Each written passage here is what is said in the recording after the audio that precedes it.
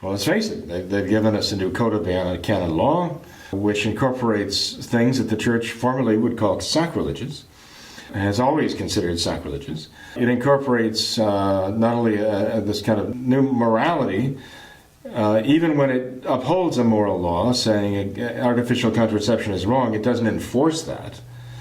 Even when it says abortion is wrong, it's not enforcing that for the politicians and others who still go ahead and promote it.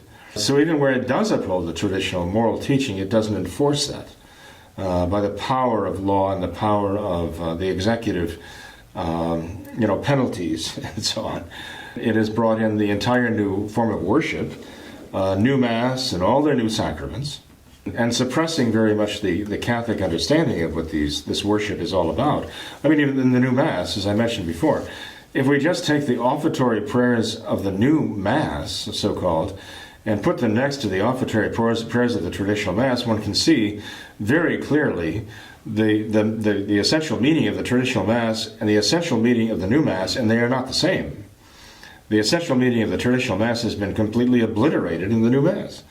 The new Mass is simply a sacrifice of praise and thanksgiving. Whereas the traditional Mass, as is stated so beautifully and powerfully by the Council of Trent, is a sacrifice not only of praise and thanksgiving, it's a sacrifice of reparation for sin. It's the sacrifice of Calvary.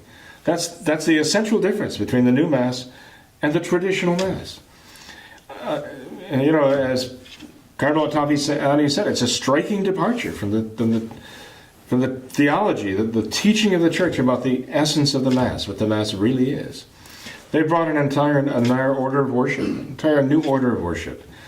And of course, they're changing, under Francis, they're changing the very power structure, the authority structure of the Church as it was established by Christ.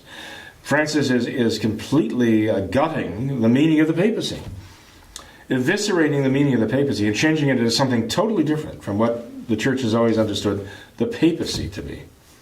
So after dealing with changing the meaning of the priesthood and changing the meaning of the episcopacy, now they've gone right to the papacy, and Francis is transforming that in his own image, and it's not what Christ bestowed upon St. Peter.